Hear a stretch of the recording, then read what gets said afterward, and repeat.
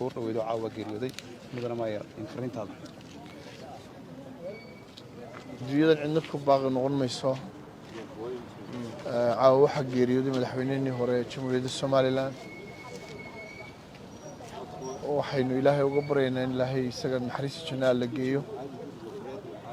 dadkiisana in ilaahay samir iyo iimaan ilaahay ka siiyo madaxweynihii hore ee jamhuuriyadda Somaliland wuxuu ahaa qof naftiisa oo dhan u huray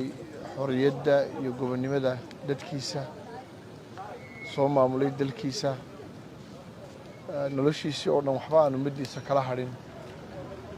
laakiin qof kasta maalin buu leeyahay madaxweynihii hore maalintiisii uu baxay waxaan halkan u soo istaagay inaan baaq u diro shacabka Hargeysa iyo guud ahaan reer Somaliland madaxweynuhu maanta wuxuu inooga baahan yahay duco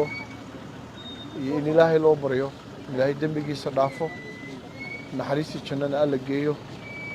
maalinta isniinta oo la aasi doonana inaynu duco la soo raacno oo u galbino gurigiisii xaqa ahaa ee qof kastoo inaga midiba uu tagay waxaan u tacsiyadeynayaa dhammaan xaaskiisa caruurtiisa qaraabadiisa qarankoo dhan waxaan ilaahay uga baryayaa in dhammaan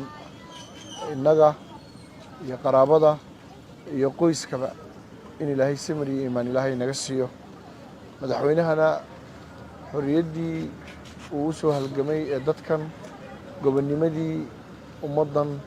ee uu naftiisa oo dhan u huray in ilaahay ugu bedelo ajar ilaahay ugu bedelo xasanaad ilaahayna ku geeyo jannada waxaan ilaahay ka baryayaa ummaddan reer Somaliland inay xasuustaan madaxweynahooda